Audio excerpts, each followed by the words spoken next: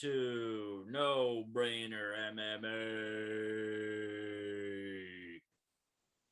That's different enough. Yeah, but like, yeah. I mean, dude, do your thing. Go off. Welcome to No Brainer MMA. This is See, my I didn't feel that one. This is my Didn't feel that one. Dan. I'm Connor, and we're about to take you through a journey through time. Oh, Carlos Ulberg's fighting again. I forgot about that. Yeah, legend. I didn't even write anything about him. I mean, what else is there to know? All right. Is this part of the episode? I didn't know you actually started it with that last one. I thought you were just throwing out feelers. I was, but I don't know. I kind of liked it. I mean, dude, I'm down to do whatever. You want to start it off? Yeah. Welcome. You want me to start it off? Well, I got it. Welcome to No Brainer MMA. Oh, I was about to just go into the fight. Oh yeah. We started already. Let's start already. Yeah, we started already. All right. That was a very, very cold opening. Okay. It's cool. I think I'm gonna do like a radio voice starting from now on. Like W105Q. No Brainer. Yeah, but just like, I mean, it could work. Yeah, it could work. Dude, I trust your judgment. Yeah. I mean, I don't know. Just looking at starting it a little different, you know? You gotta. Switch it up. Switch it up a tad. All right, we're just going to start this because this has been a train wreck so far. Yeah. I mean, I'll start it off. Yeah, you start it off. Get right into the dirty business.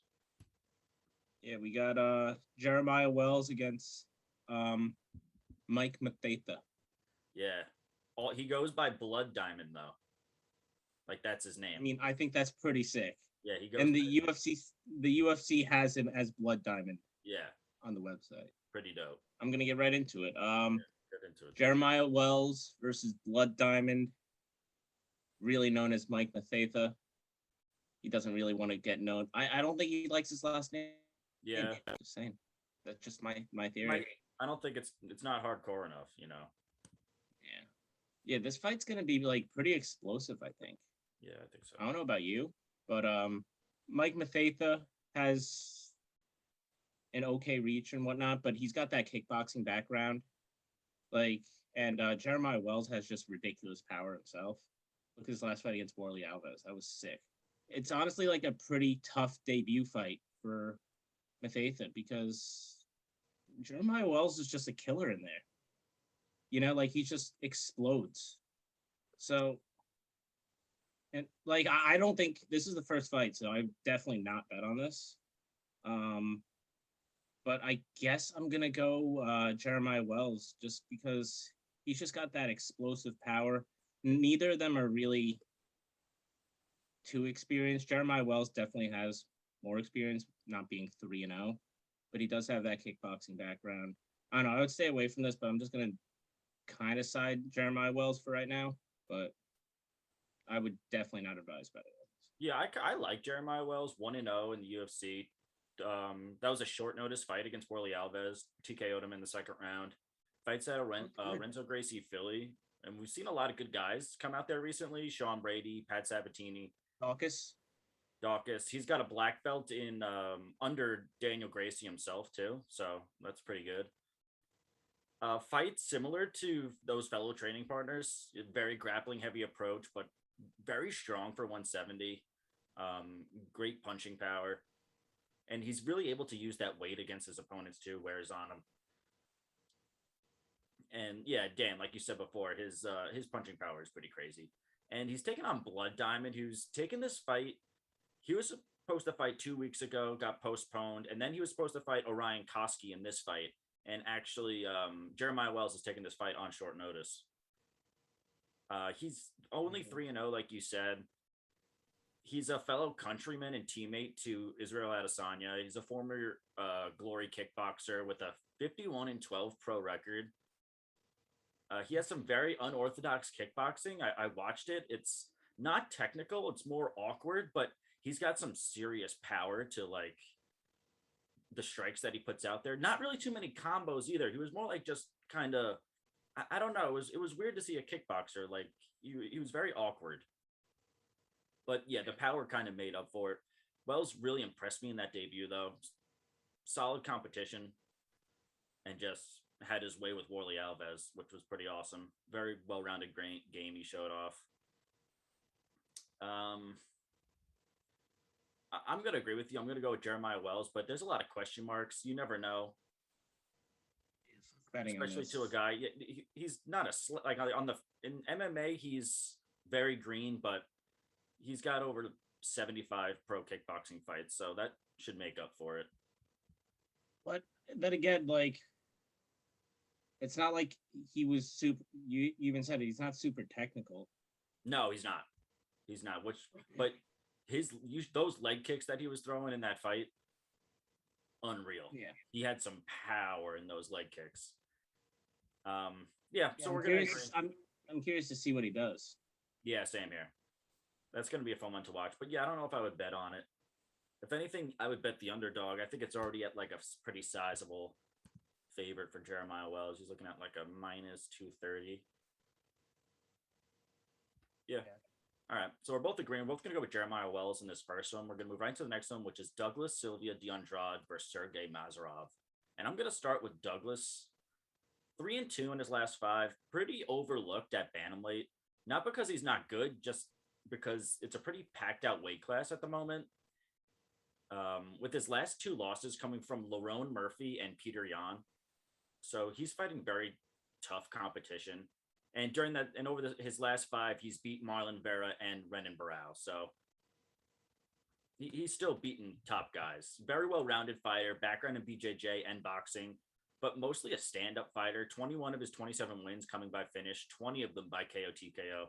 Although 3 out of his last 5 have gone the distance. He's taken on Sergey Nazarov, who's 1-1 in the UFC so far, losing his first fight to Umar Nurmagomedov, who put a wrestling clinic on him.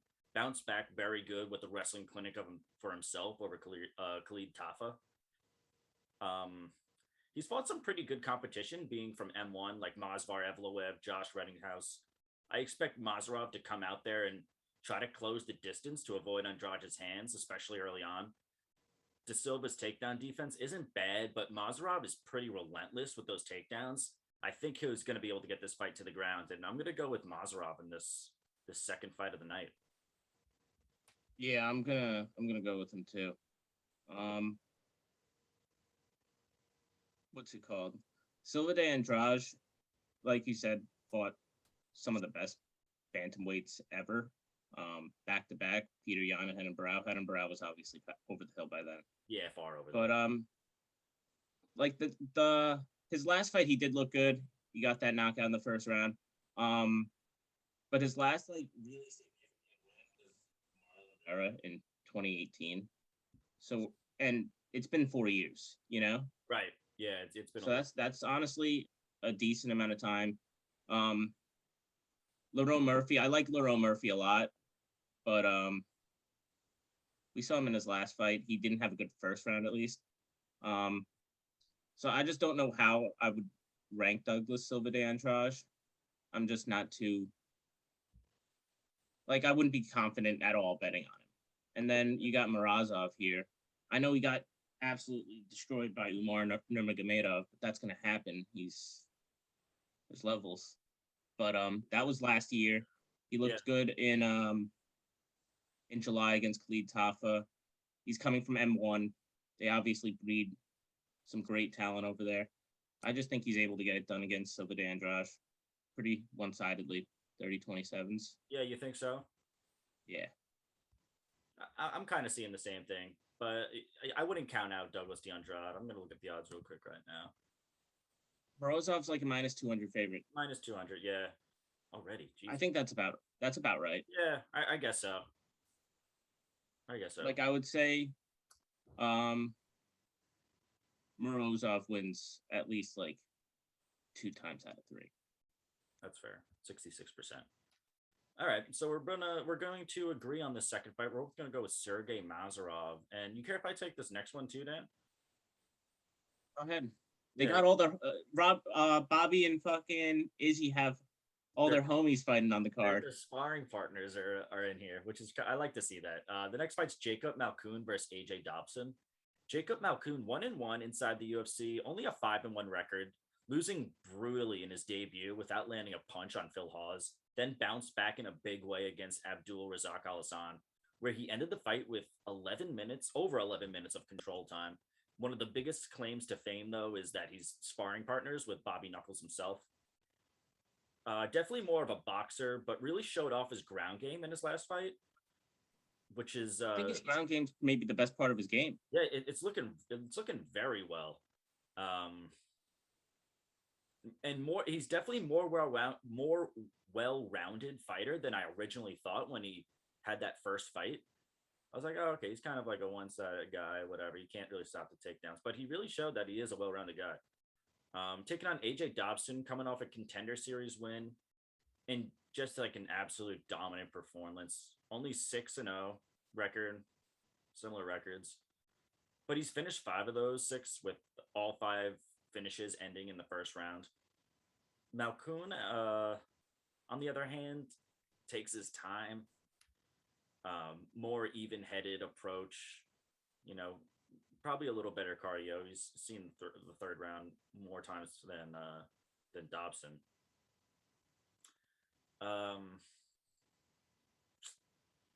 I think I'm gonna go with Malkoun. He's just got the slight edge with that cardio. He can strike and grapple, and there's just a lot of question marks around AJ Dobson right now. So I think I'm gonna ride with the underdog, Jacob Malkoun, in this. Yeah, I'm gonna agree with you. I think that he really showed out in his last fight. I mean, he lost to Phil Hawes in his UFC debut and lost in. Yeah, that's a tough fight for most people. Phil Hawes in your debut. Yeah. And then, he looked really good against Abdul Razak Al-Hassan. What did he get, like 8 takedowns or something? Yeah, 8 takedowns. Unreal. He just did his thing on the ground. I mean, he didn't land too many significant strikes, but like I said, I think he's definitely gonna look to grapple. And AJ Dobson doesn't have the most experience. He did show kind of everything in his fight against Hashem Arkaga. Forgot how to pronounce that, but he like got a knockdown, he got a takedown. Yeah, he kind of just did his thing. Looked good all around. Yeah, I think Jacob Malkoun's just gonna look to clinch up, get him on the ground. He did get 8 takedowns in his last fight, so I think he's really gonna lean towards his grappling ways.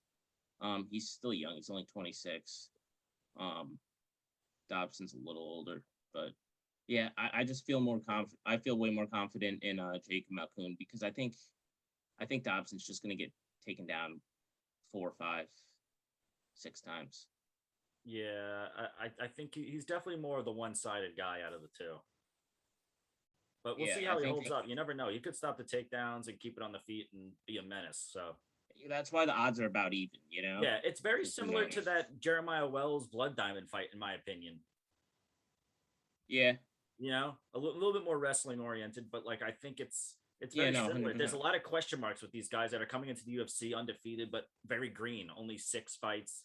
Blood Diamond had 3 fights total. Like I think it's too sketchy to bet on.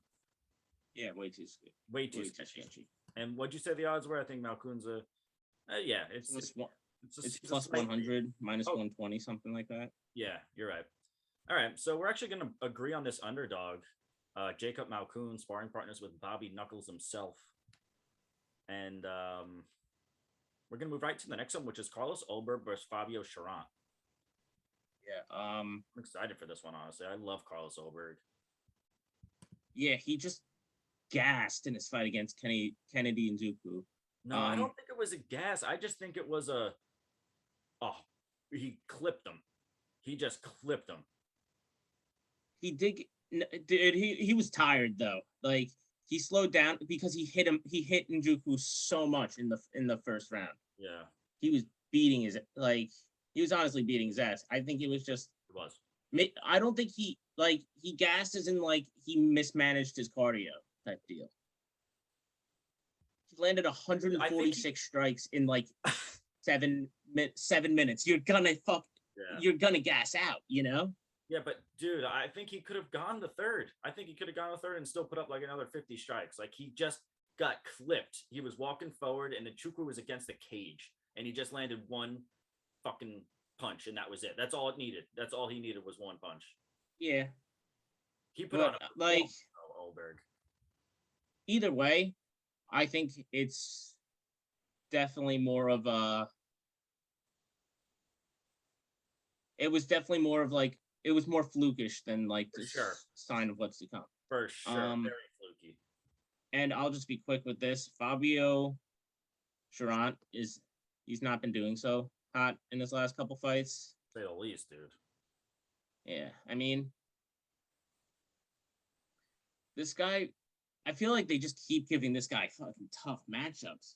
Alonzo Menafield, then William Knight back to back, and now Carlos Ulberg. Like this dude, but they must fucking hate this guy. They just want him out of there. I don't think he's got a shot. Yeah, I really don't. No, I don't think he's got a chance. No. I would bet I would say bet the house on Carlos Ulberg. The only way I could maybe see Sharon doing something is if he brings this fight to the ground, because on the feet he is going to get absolutely smoked. And he needs like an Nchukwu like luck. That's what he needs Carlos Ulberg to hurt him badly like 4 times, go for the finish all 4 times, and then just be gassed out, like, or drag the fight down to the ground. Yeah. Those are his only 2 options, I think. But agreed. Carlos Ulberg's gonna beat his. and Carlos Ulberg, we're talking about him like he's some kind of like veteran or some. He's got a 3-1 pro MMA record, but he has some kickboxing fights in there. But he's still very green. But yeah, his kickboxing is very technical, very fast. It makes sense. He trains out of City Kickboxing. Isn't the biggest 205er, but what he lacks in size, he just like makes up for it in speed and volume. He has insane hands, and the numbers per round, like we said, 143 in 7 minutes, significant strikes. That is just unheard of. That's like Max Holloway numbers. He's taking on Fabio Charon, 0-3 under the UFC umbrella, getting finished in 2 out of those 3. No, he was finished in all 3, wasn't he? Yeah. He fought on the Contender Series in like 2019, and then he lost his first 2 fights in the UFC to so he's been Alonzo Menafield and William Knight. Like I said, the UFC hates this guy. Yeah. And although we haven't seen a finish from Charon, he's finished 5 of his 7 wins by submission.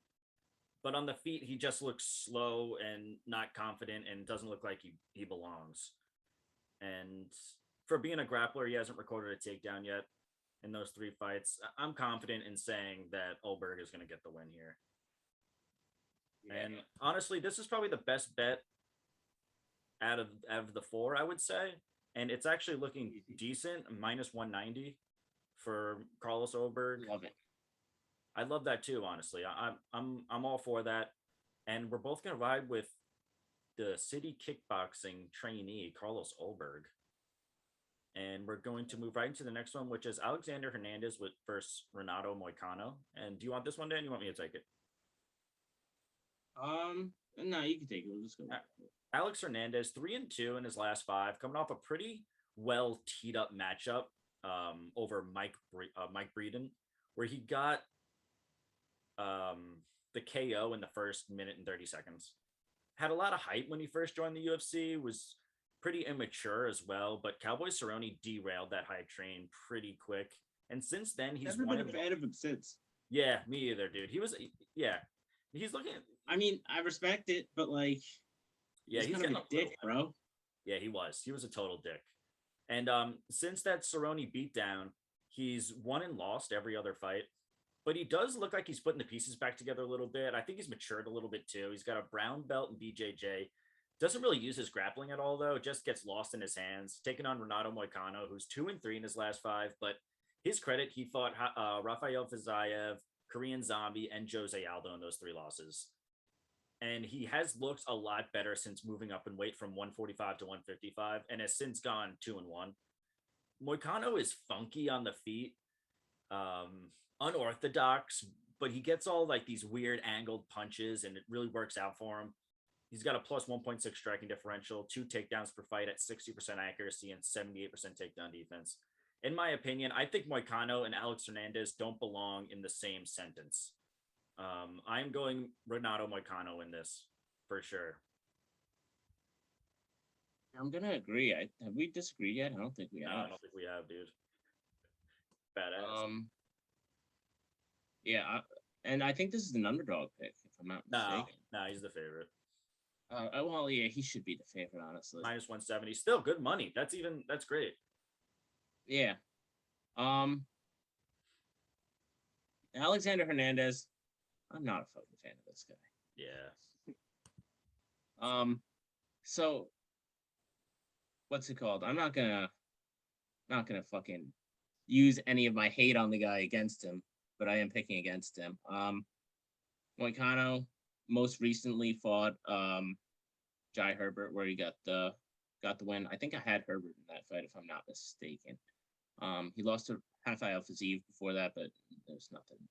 Everybody's losing to Fiziev right now. That guy's an absolute beast. Yeah. And then, but Alex Hernandez, in his last fight, he did knock out that guy Mike Breeden pretty quick.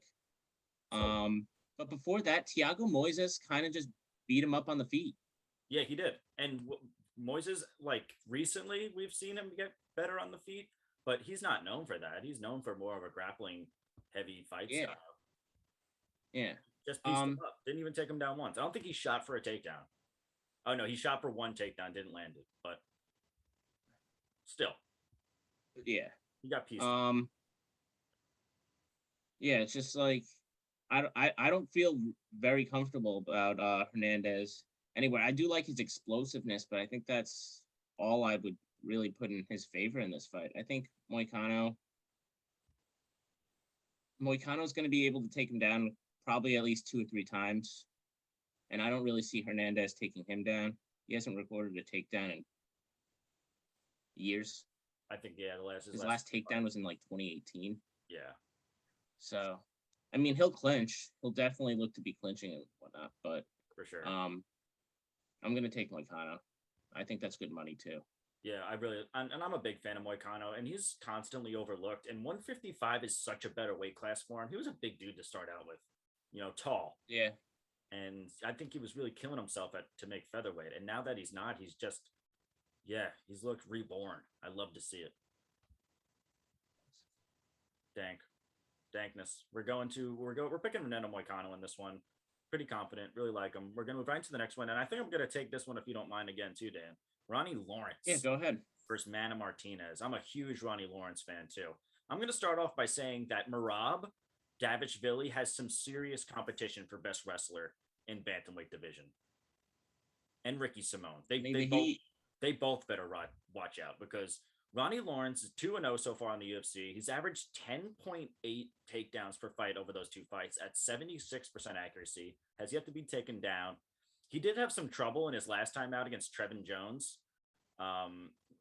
where they never got the fight, but he had a botched weight cut, and it cost him being able to take on Trevin Jones, which would have been a very tough fight.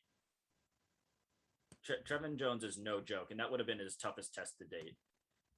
And he definitely has a better matchup in this fight against Manny Martinez, who's 1-1 under the UFC umbrella, losing his Contender Series fight to Draco Rodriguez, who has already come and gone in the UFC. But he was very green, and he could be back. Who knows? Then bounced back in a very close split decision against Guido Canetti. He's fought some good competition, a former LFA and Fury FC fighter. Has a very well-aged win over Ricky Tercios. Not to mention has finished 8 of his 9 wins by KO TKO. This isn't going to be a walk in the park for Lawrence, but I don't think he'll be able to.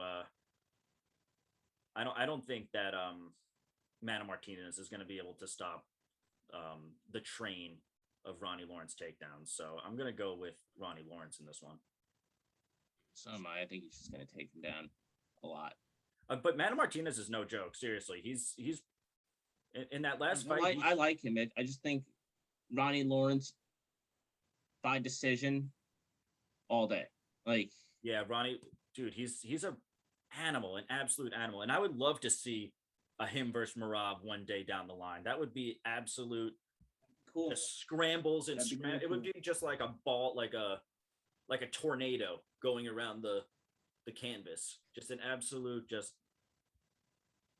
wrestling war. Yeah, facts. Yeah, but that's not this. I agree. Yeah, but I would love to see it. I would love to see it too. We're both gonna go with Ronnie Lawrence in this fight. Very pumped for this one. That's gonna be a good one. We're gonna move right into the next one, which is William Knight versus Maxim Grisham.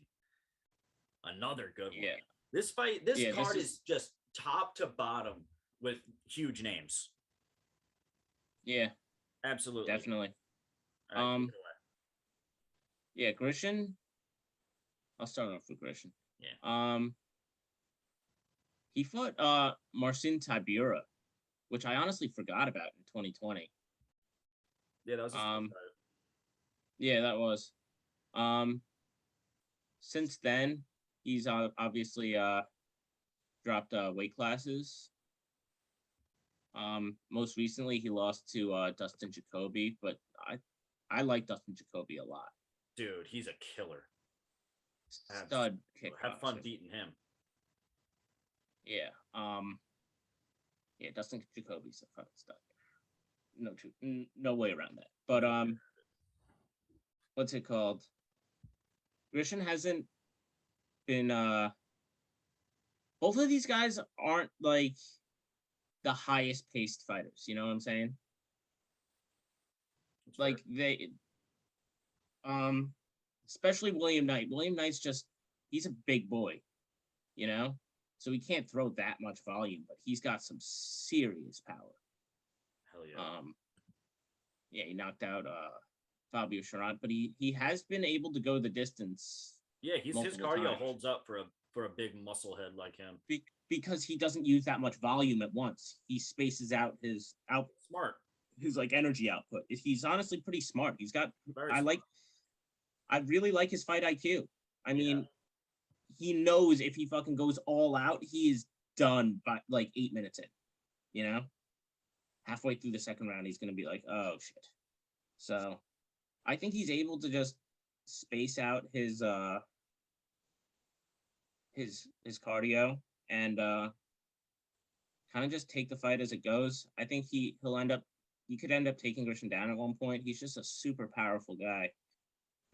He doesn't need to be like super technically accurate too, because when he explodes, he fucking explodes. So with that, I'm just gonna give the slight edge to William Knight. Yeah, I don't even think it's a slight edge. I'm going William Knight in this one, and he's absolutely killed it in the UFC. He's gone 5-1, excuse me, so far. Currently riding a 2-fight winning streak over Fabio Charon and Alonzo Menafield.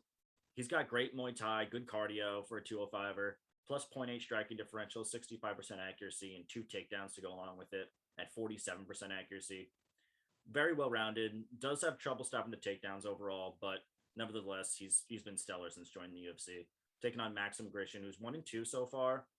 He was already an MMA veteran before entering the UFC. He had a 31-9, or he has a 31-9-2 record, and is already 37 years old, and has had weight cut troubles in his last fight against Dustin Jacoby, where he missed by 4 pounds, which is kind of a lot. And when he was at heavyweight, he was weighing in at like 220, so he's like stuck in between this weird place between heavyweight and light heavyweight.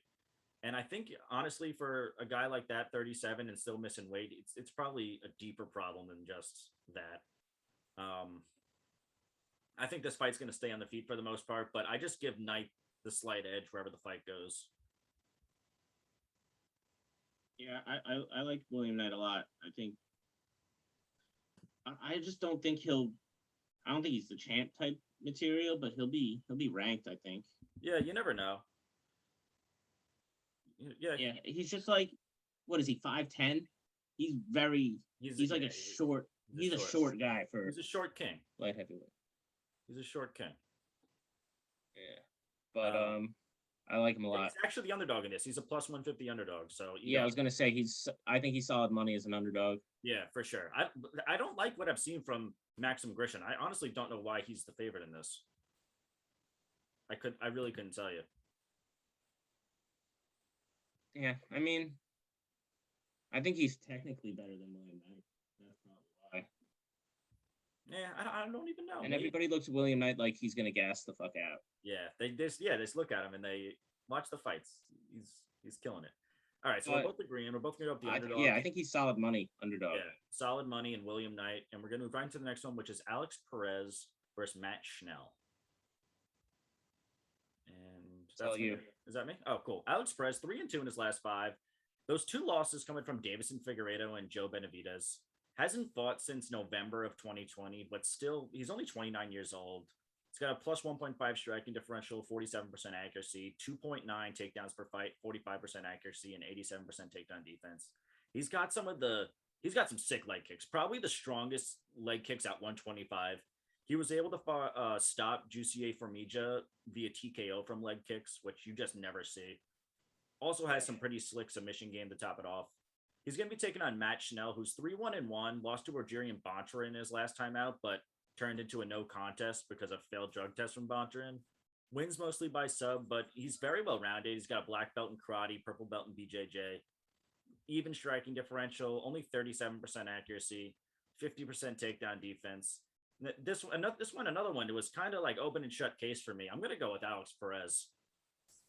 Oh yeah, this is one of the easiest fights on the whole card. You think so? I think the odds makers are agreeing with us too, because last time I checked, Alex Perez was like at a minus 400 or something like that. No, he's a minus 400. I think he's okay. Yeah, I think so too. Matt Schnell, what's that saying that you say, Dan? He's master of none. Yeah, master of none. He's what's the beginning part of it though? Jack of all trades. That's what it is. Jack of all trades. That's like a common saying. I know. I always say like you always forget it, so I'm I know. It for some reason it just doesn't stick with me. I wish I had wise sayings like that. Yeah, but he's a jack of all trades, master of none type deal. Yeah, I don't know. I would not put any money on Matt Schnell this fight. Yeah, I don't think Alex Perez is going to finish him, but I just think he's going to win fairly easily. Yeah, I wouldn't even put money on Alex Perez because it's just nothing to be made there. Minus 400 already. It's probably just going to keep bloating up. So if it gets any bigger, like what the fuck, put some on Matt Schnell. Like this is getting ridiculous. Yeah. I can see him at like a plus 5 something by the time. I mean, a minus 5 something by the time the fight is taking place. I wouldn't even put Alex Perez in as like to fluff the parlay or anything. It's like no, it's not worth it. It's not. It's just going to be a hazard. Bad. All right, cool. So that was the easiest one probably so far. Alex Perez, open and shut case. We're both agreeing. We're going to move right into the next one, which is Roxanne Modafferi, Casey ONeill. Let's go. Yeah, Roxanne Modafferi's just become a gatekeeper. Like, it's like if you beat Roxanne Modafferi, like you deserve like a top 10 type of person. Tyler Santos fought her recently, and Tyler Santos is an absolute. She's fighting murderers, dude. She's fighting absolute killers, and Casey ONeill is no exception. She's a fucking killer. Yeah. What's it called? I accidentally clicked off it. But yeah, Casey ONeill. She lands a bunch of strikes. She's honestly good everywhere. She takes the fight down to the ground, and then she just, goes off with ground and pound. Also submits you. It doesn't even matter. She absolutely destroyed Antonina Shevchenko in her last fight. I saw that coming. Yeah, I took Shevchenko like an idiot. Did you? But what's it called? Before that, she beat Laura Procopio and Shannon Dobson, both fairly one-sided. The Procopio fight, maybe not so much, but still. Roxanne Modafferi, I just don't think she's obviously sick, but I don't think she's got enough right now. Hey, get closer to the mic. You're sounding all weird. Yeah. Can you hear me now? Yeah, that's better. Hang on. Okay. But yeah, I don't think Roxanne's got too much of a shot in this one. I would bet. I think she's nice to have on the parlay because I think she wins this 9 times out of 10. Casey ONeill, you're saying? Yeah. Okay, yeah, for sure. The Happy Warrior, Roxanne Modafferi, she's got to be the longest tenured female UFC fighter on the roster right now, right? Oh, for sure. It's got to be. She's 2-3 in her last 5, but like you said, Dan, the UFC is feeding her absolute killers, coming off back-to-back losses from Viviane Araújo and Talia Santos. both guys or gals, I should say, who are looking to be top 10 flyweights soon. And this makes sense because the name value on Roxanne is pretty huge. And God bless her because she's tough as nails. She takes a beating and she always sticks in there. Goes to the decision and will just get her ass kicked for 3 rounds, 30-26 the fight, and then it'll just be like a bloodbath. But she sticks with it. She's got a -2 striking differential, 30% accuracy, 25% takedown defense. Her key to victory almost always is getting the fight to the ground and just ground and pound. That's really like what she's gonna do if she wants to win. Taking on Casey O'Neill, who joined the UFC in 2020, has gone 3-0. Is coming off a performance of the night TKO versus Antonia Shevchenko. Like you said, she has some pretty killer Muay Thai. Moved to Thailand 2019 to train for Tiger Muay Thai. Not to mention as a brown belt in BJJ. Has a plus 2.4 striking differential, 56% accuracy, and 3.8 takedowns per fight at 50% accuracy. I mean, it's tough not to pick Casey O'Neill in this. These people are a killer for a while. These people are just at 2 very different points of their career, and it looks like it's another case of a resume booster, just to get the Roxanne's name on your resume that you beat her. So I'm gonna go with Casey. 24 years old. That would be impressive. It would be. You never know. Crazier shit has happened, but yeah, I'm gonna pick Casey O'Neill in this. Yeah, I think that she's an easy bet. Easy bet. Dope. So we're both agreeing. We're both gonna go with Casey O'Neill. We're gonna move right into the next one, which is Andrei Arlovski versus Jared Vandermeer. And it's me, right, Dan? Yeah, it's you. All right. So Arlovski's 4-1 in his last 5. He single-handedly resurrected his career, like, from the ashes, like a phoenix. He was on a 0-5 losing streak. Changed his fight style up a little bit. Now he fights a little more boring. No offense. Uses a lot of control. He doesn't give a fuck. Yeah, he doesn't give a fuck. He'll push you up against the fence for 2 rounds if he has to. He's willing to do that. He's willing to take the boos from the crowd to get the win in this. He doesn't give a fuck. Like you said, 44 years old and 4-1 at the highest level of competition. He's a fucking beast. Yeah, and more than likely he's gonna take you to decision. That's just what he does. He's tough as nails. He had no chin, and now he's like the chin. I don't know how he's made such a change. It doesn't make any sense. He's good at avoiding getting hit now. Yeah, and he's a heavyweight, so he's not cutting anything. He's just chilling. He stays slim too. Stays slim. Kid. Not too slim, but slim-ish. Yeah, no, he's a skinny guy for heavyweight. He's a skinny dude for heavyweight. He's taking on Jared, the Mountain Vanderer, who's 2-2 under the UFC umbrella. Both losses coming from 2 very good wrestlers in Alexander Romanov and Sergey Spivak. Vanderer is very good submission grappler, so he does get complacent on the ground a little bit. But on the feet, for a guy his size, he does have some pretty high volume striking. And that's going to be the key to victory, to get Vanderer to the ground. But Arlovski is going to keep this fight on the feet. He's not going to take this to the ground at all, I don't think, which is the best idea because... I mean, this is the best case scenario for Vanderer. He's going to have like about maybe a 30-pound weight advantage. And if this stays on the feet, you never know. I see decent value in Vanderer, and I'm going to be rocking with him in this. I can't. I gotta go with my man Andrei Arlovski. He's such a beast. He's such a fucking beast. He's fucking 43, 44 years old, and he just doesn't give a fuck. And I love it. I think that he's going to be able to... I mean, Vanderer has definitely got the weight on him. I wouldn't be surprised if Vanderer did take the first round and then Andrei just comes out and just is a little lighter and just jabs him. They clinch a good amount and he takes the UD. Yeah, but dude, you got to think like... when is Andrei Arlovski going to start to go down again? I mean, like you're 44 years old. You're not going to... He's won his last 2. I mean, he's looked good in both. 4-1 in his last 5. But like, yeah, and he only lost to Tom Aspinall, who's I think is a top 5. Yeah, but I'm saying he cannot. I don't think it's possible. I just think age is the biggest fucking killer in this sport, and I don't think that he can compete like that.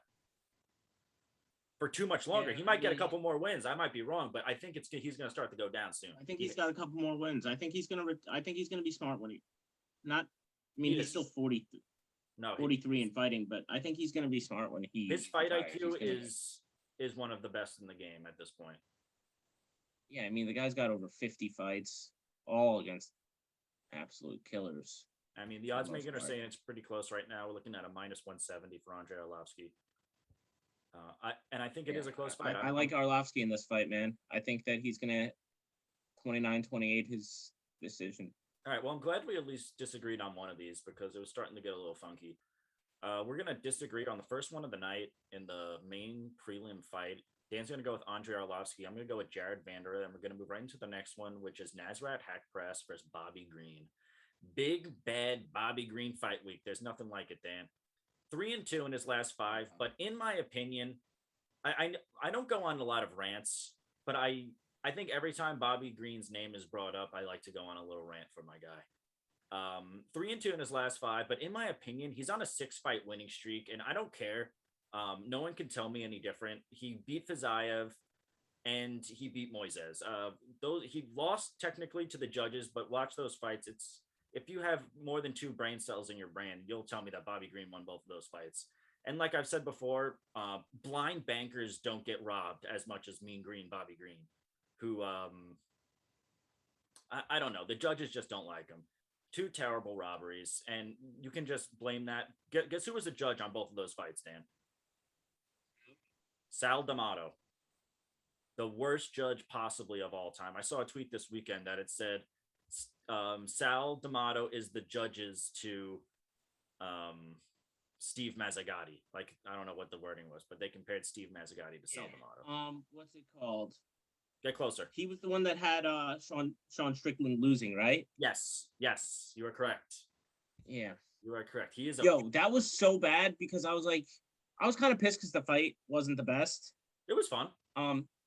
Yeah, but Sean just kind of jabbed. Yeah, it wasn't competitive. He just like jabbed his way to like a technical victory, and like I kind of wanted to see him like walk him down. But yeah, either way, I was kind of pissed. So I was like, fuck it, I don't want to hear his interview or anything. The fight's over. He obviously won 50-45. Right. And then I fucking get texts. I'm like, what do you like? Did you hear that? Or like I get the notifications that like somebody had fucking Hermanson winning, and I was like, what the fuck? It was impossible to see that. At that point, Like, I you don't got know to how. think that this person just He gave doesn't 1, 3, and 5 to Jack. right. But you got to think that this person, Sal D'Amato, just doesn't like these people, and that's how he's scoring it. Yeah. You know what I mean? Get off the phone. He's the worst judge I've ever fucking seen. Yeah, seriously. But I'm gonna get back into this. Bobby Green, aged like a fine wine. His striking's elite. He's got a +2 striking differential, 51% accuracy, also 1.5 takedowns per fight, 72% takedown defense, outstanding cardio, tough as nails. The only person he was stopped one time while he was in the UFC, and that person was Dustin Poirier, maybe 8 years ago. Yeah, that was a long time ago. He's taken on Nazrat Hack Press, who fought Dan Hooker in his last time out, and we all noticed that before that fight that seemed to be too big of a jump in competition for Hack Press. I can make the case for Hack Press, kind of though. Oh, come on. He cut like Dan Hooker took the fight to the ground. That means Hack Press kind of had a decent thing going on the feet. I don't know. The fight looked one-sided to me. Yeah, I mean, Dan Hooker ended up taking him down and shit, but like after the fight, Hack Press was like, I thought we were standing for 3 rounds, like. But it's not boxing. Hack Press should have known that. That's fact. Yeah, but like you said, he's got some good striking. He's got a +1.7 striking differential, 46% accuracy, 78% takedown defense. Also good cardio. I see this fight going the distance. Both guys are too tough, but Bobby Green just has the edge. I'm going with Mean Lean Bobby Green in this one, man. Yeah, I'm at the end of the day, I'm gonna take him too. I love Bobby Green. And I don't think he's gonna be getting fucked over as much. He definitely. Are you counting the physique fight as a robbery? Yeah, for sure. See, like I can't really count that as a robbery. Oh, dude, personally. I don't. I would love to hear your reasoning for that. I mean, I probably, I don't know. I mean, I remember watching it. I was like, this could go either. I honestly thought it could go either way. That's why I've never really had a problem with that fight. I mean, Per Bobby se, Green but outstruck him all 3 rounds. Just, I don't think watching it. I don't think it's close. Honestly, I don't see it. I like watched it back though. Like I see why Bobby Green probably should have won, but at For the end sure. of the day, Fiziev did crack him with some pretty big shots. Saldamato. But yeah. Either way, going into Bobby Green, hasn't he hasn't finished somebody in a long time up until his last fight against Ally Quinta. Yeah, he's a decision machine like Arlovski. Yeah, but like he's not a boring fighter at all. No, not he's at all. He's fun to watch. Oh yeah, I love him. He just leaves it. He throws. He has his hands down and just leaves his head wide open and just fast. He's a fucking beast. Yeah, he is. And Hack Press, I honestly think is a pretty dope striker himself, and he's way younger. He's almost 10 years younger. Yeah. But I saw glimpses of him that looked really good in his last fight against Dan Hooker, and he was, besides the Drew Dober fight, he was looking pretty great in the UFC. So right. He has a bright future. Yeah, he really does have a bright future. What is he? He's lost 2 fights kind of recently, and that's the Drew Dober fight and the Dan Hooker fight. But yeah, I don't think either of them are that. And he's fighting Dan Hooker, who's just a well-established, like, badass. But I think Bobby Green's gonna just be a little too much on the feet. I think he's just gonna be able to slip a little bit, and I think he's just gonna land a little bit more. I think this fight's gonna be fully on the feet for. Yeah, this has fight of the night. You can see Bobby Green, if anything, taking the fight to the ground because he saw how Dan Hooker made it look last fight. True. Dan Hooker does have a decent. His wrestling game isn't bad at all. But this is fight of the night. I think I'm predicting it right now. I see this as fight of the night. I know Izzy, Bobby. Unless the main event's great. Right. That's the second closest. Those two fights can be great performances by all 4 guys. All right. We're going to agree. We're both going to go with Mean Green, Bobby Green. And we're going to move right into the next one, which is Kyler Phillips. We spent like 20 minutes on Bobby Green. Kyler Phillips versus Marcelo Rojo. I need to cut that down a little bit.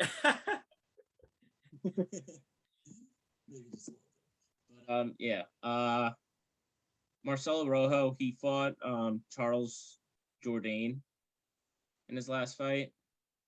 That was a little bit of a beating. Yeah. And I kind of don't know why he's fighting Kyler Phillips, because I think Kyler Phillips is an absolute beast. He lost to Paiva, obviously, in his last fight, but before that, he had that really impressive win over Song Yadong. That's where he really elevated himself, Song Yadong is elite competition, I think. Yeah, and he won that fight. Yeah, he did. He definitely won that fight. Trains with Sean O'Malley. Is that right? Both young. What? I didn't know that. Yeah, he does. Wow. Down in Phoenix. Cool. I think Phoenix. I don't know, Arizona somewhere. I don't know how often, but I know they definitely do train. I kind of see it. They both have very nice style. Stylistically. When you watch snowboarding, it's all 90% of the sport is about just style. And these guys just have that. It's just fun to watch. They put on a performance. They make it a show. And Kyler Phillips is pretty well rounded too. I mean, he'll take you down. Yeah. He'll drop you on the feet. He does his thing. I really do like him. I just think he's going to be able to get the better of Marcelo Rojo over the course of 15 minutes, fairly easily. Yeah. I'm big on Kyler Phillips. I am too, but Marcelo Rojo really showed something in his last fight. Was able to stay in there, and he was kind of mounting a little bit of a comeback against Charles Jourdain. after he was starting to look good. He didn't end up winning that fight. He ended up getting finished, but he's his toughness really showed, and I think it gave a lot of people like. I remember after that fight, we were both like, Marcelo Rojo is a badass. But Kyler Phillips, 4-1 since joining the UFC. 3 of those fights ending with a performance of the night or fight of the night.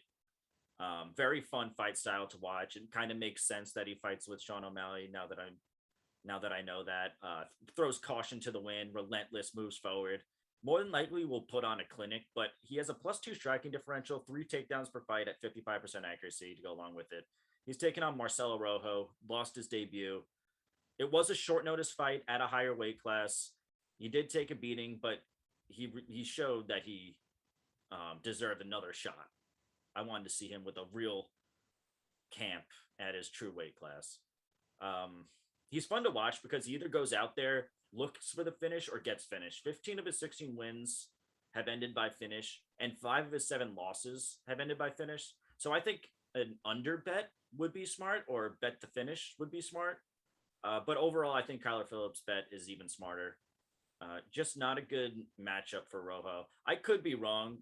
This is intriguing to me, this fight. Like, Marcelo Rojo as an underdog in this is very intriguing to me. I don't know why. I just couldn't. Yeah, I don't know if I the could. Odds are, for some reason, I'm getting a little sketched out. One way. I'm getting a little sketched out by this matchup. I don't know. Marcelo I mean, Rojo Kyler Phillips is a -400 favorite. Woo! Yeah, I don't know. I just saw that. Yeah, that's wild. I was like, -400. Sheesh. All right, so we're both agreeing. That's a toughie.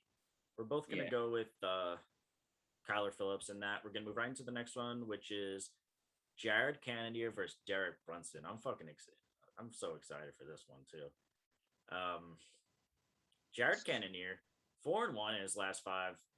Recording a knockdown in all 4 wins, resulting in 3 KO TKOs. He's a former light heavyweight fighter, surged his career when he moved to middleweight, which honestly, I never thought he would be able to make middleweight. And still, I don't know how he does it.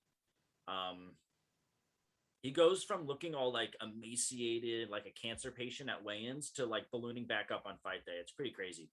He's slowed down his schedule the past couple of years, only fighting once in 2020, once in 2021, coming off a very close fight with Calvin Gastelum, where I thought that Cannonier was going to kill Gastelum in that fight, but didn't really look the way I was expecting him to. And now he's taken on Blonde Brunson, 5-0 in his last 5, completely changed his fight style. Before this 5-fight winning streak, he had a total of 2 takedowns in 5 fights. Now in his last 5, on his 5-fight winning streak, he has 19 takedowns in those 5 fights at 43% accuracy. He's 38 years old and still on the rise somehow. And he's only a year younger than Cannonier, and Cannonier is looking like he's slowed down a bit. Brunson's looking like he's speeding up. And if I've learned anything from recording this podcast and going through all these fights with you, Dan, is that if Derek Brunson or Derek Lewis are underdogs, you take them as that underdog. And I'm going to go with Derek Brunson in this. I'm going to agree. Jared Cannonier hasn't really looked as good as I thought he would look in the last couple outings. I didn't think he was going to be able to beat Robert Whittaker. Right. But I expected him to kind of look a little better than he did. He, like, no disrespect, but like, it's just he just like kind of disappointed me the last couple times I watched him, you know? Yeah. This dude's obviously got like ridiculous power. He does. The reverse rumble.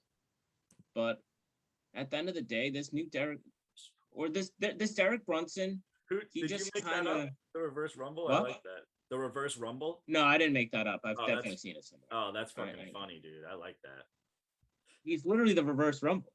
He is. He really But is. That's funny. Yeah, Derek Brunson had ever since his, I would say, starting the Shabazian fight is when I really took notice. And he beat up Shabazian. He got the dominating win over Kevin Holland, then Darren Till. and now he's taking on Cannonier. And I think that if he is able to put a dominant performance on Cannonier, I think he deserves a title shot. No one else is 6-0. No one else is on a 6-fight winning streak like he is with top 10. Sean Strickland, maybe. Sean Strickland. Okay, but, no, Sean Strickland not at that weight class. What do you mean? They're middleweights. I don't think he's on a 6-fight winning streak at middleweight though, Sean Strickland. Either way, Sean Strickland's. I know he deserves it too. I think he deserves one too. I would like to see Derek Brunson first though. That's all I'm saying. I want to see Derek. Who knows? Maybe they could fight. I think Strickland needs to fight like a Marvin Vettori or something first. But I would love to see that. That's a good matchmaking right there, Dan. Yeah, Marvin Vettori or honestly, the loser of this Izzy and Whittaker fight. That'd be fun. We'll see though. But I think there's other guys in line, honestly.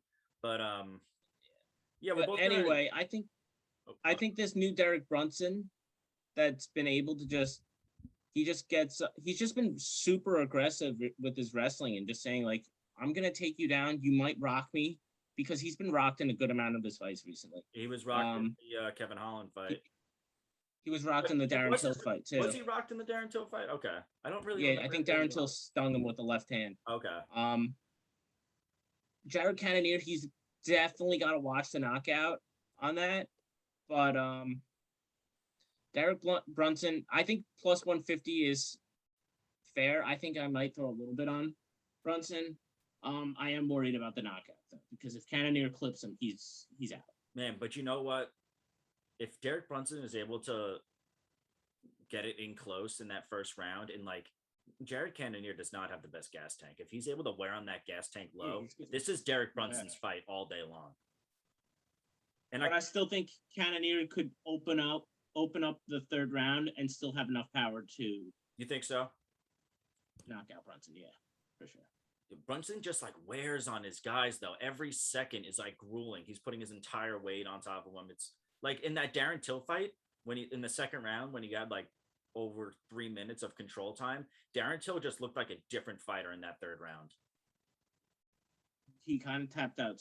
He tapped out like he tapped out very. From the time he got taken down, and it wasn't that. I don't know. It was rough. It was just gas. That's what he does.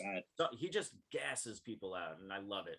And we're both going to go with the underdog and Derek Brunson in this one. And we're going to move right into the co-main event, which is Derek Lewis versus Tai Tuivasa. And I'm going to take this one. You're going to take the main event, right, Dan?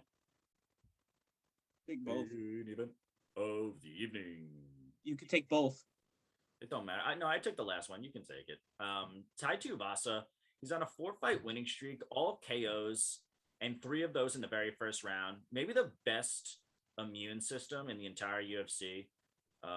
With the amount of shoeies alone from all those drunken assholes at UFC events.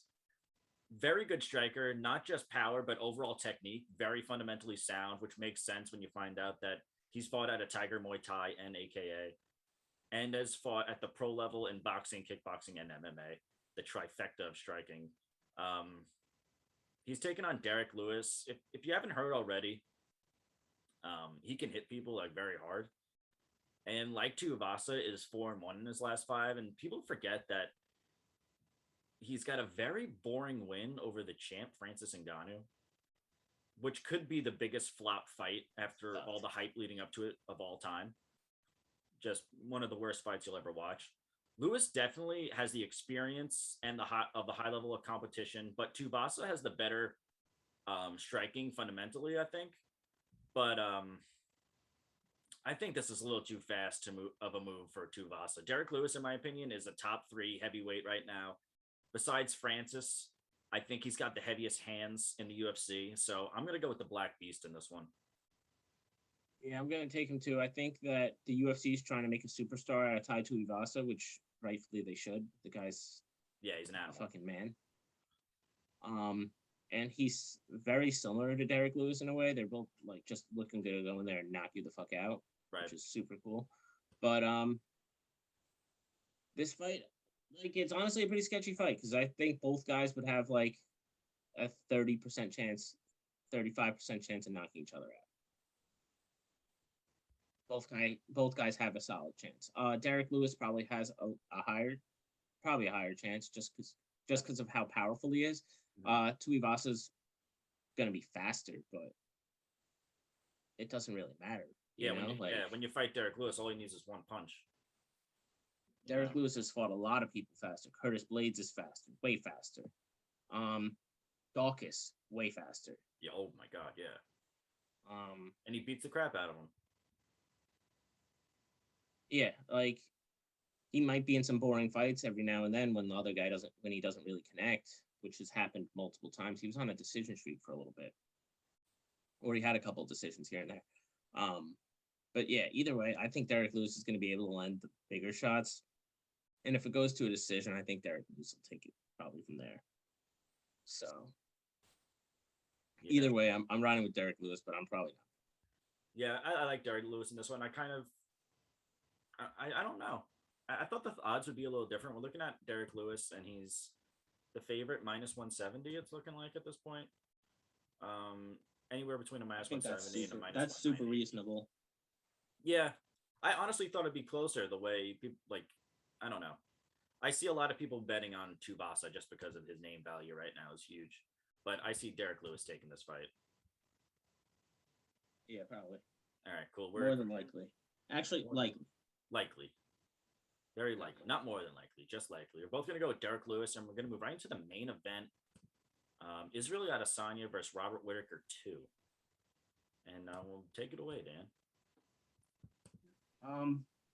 I love Izzy. I know you do. If I haven't made that clear already. Izzy's just... I think he's the real deal kind of second coming of Anderson Silva in a way. They just fight similarly. I think you're right about that. And like Anderson Silva, he had an incredibly shitty fight with Yoel Romero in there because Anderson Silva gave us some shitty ass fights. But Yoel Romero has given us more. But Yoel's given us some absolute wars. Like the Whittaker wars were amazing. Yeah, but then towards the ends, I get why they got rid of him. Like, I don't know. He just got boring. You would always hope for a good fight, and it would just be a fucking shit show, snorefest. Yeah. No offense. But peace and love. What's it called? Izzy fought Marvin Vettori last, where he, I think, easily 50-45'd him. I don't know about you. Yeah. It was funny how Marvin Vettori thought he won that fight. I still laugh at that. That's ridiculous. Some people are crazy. Marvin Vettori is one of them. Yeah. Izzy's got some solid takedown defense. That's what I want to really get into. Vettori had his back at one point, and Izzy turned right into him. And got right into his guard. Yeah, he's slick with it. Yeah, he's really good. His fight against Jan, like Jan's got like easily 20 pounds on him, so he was able to take him down. Like, Izzy does not, but he's just too skinny of a guy. Izzy, I think, could even make 170. Like, he had no business fighting at 205. Looking back on it in hindsight, yeah, not at all. Not at all. It just didn't make sense. No, but he was very tentative on the feet in that fight, so I don't think that's a really good fight to judge him off of. Look at it. Look at the Vettori Costa and the first Whittaker fight and the Gastelum fight. He's still champ at 185, and I don't think it's going to change after this Bobby. I think there's a clear number one and number two in the division, and it's these guys. Yeah, I think is the clear number one. He's just better on the feet, and I don't think Robert Whittaker is his best shot is probably taking it to the ground. I mean, he's got that 1-2 head kick thing that he does, and then like Izzy obviously has the traps and everything set for that. I mean, I love Robert Whittaker, but he just doesn't have that much of a chance on the feet. I think he's gonna need to probably take the fight down. I think Izzy's got good enough takedown defense, and he's good at staying at distance. I just don't. I couldn't confidently put anything on Robert Whittaker in this fight. Yeah, I'm gonna agree with you totally, Dan. Like, Adesanya was just able to sting him. He's got like a 7-inch reach on him, I think, or something like that, and he was just able to sting him over and over again. Bobby was just frustrated. He couldn't get anything going, and then he was able to stop the fight. I mean, it was simple as that. I don't know if too much is going to change in this one. I do think you're right. There is a clear number one and number two. It's kind of like the old John Jones, Daniel Cormier beef. You know what I mean? There was a number one guy, and there was a number two guy, and then there was everyone else in the entire division. And I think it's a very similar case, dude. It's just tough not to pick him. What are the odds of this? Do you know? I think Izzy's like minus 280. Yeah. All right. That's about right. Yeah, I guess that makes sense. Just if you're looking, I think this fight's going to a decision, though. Well, no, yeah, well, the last three fights of Robert Whittaker have went to decision. Last two fights of Izzy have gone to decision, so that might be a solid bet. Even though Izzy's last, no, he stopped Paulo Costa too. Never mind, but nonetheless, it's going to be a barn burner of a fight. I think. You look back on that first fight, no one shot for a takedown. Obviously, Izzy doesn't shoot for takedowns, but Robert Whittaker didn't shoot for a takedown. And then in his last three fights, he's gotten a takedown in two out of those three. So I think that is his best bet to maybe squeeze in a couple of wins for a round. But overall, I'm seeing Izzy all day in this. Yeah. I would confidently bet Izzy by decision. I think that's a really fair bet to have. I could see him finishing Whittaker, though. I see it. Because I think Whittaker's going to go out there. Whittaker's looked really good in his last couple fights. Yeah, he has. But I think he's going to go out there and he knows that he's got to do something big to stop Izzy. And I think that he probably gets caught in doing so. Yeah. I mean, in his last fight against Gastelum, he took him down 4 times. So maybe that was a little bit of preparation for his fight against You could be right. That would make sense. But I don't know. I just that's his only shot. So like that's the only thing that you could really cling on to. Yeah, he's gonna need to. I mean, that's not his only shot, that's his best shot. That is his best shot. Because he hits hard. You can one punch, that's all it takes. But yeah, his best bet is to close that distance, null that 7-inch reach disadvantage that he's at, and grind out a couple of rounds with some takedowns. Yeah. But whatever, we're both going to agree on the main event. We're both going to go with Izzy Adesanya. We agreed on so many of these. I don't know if that's a good thing or a bad thing, Dan, but that's it. UFC 271 in the books.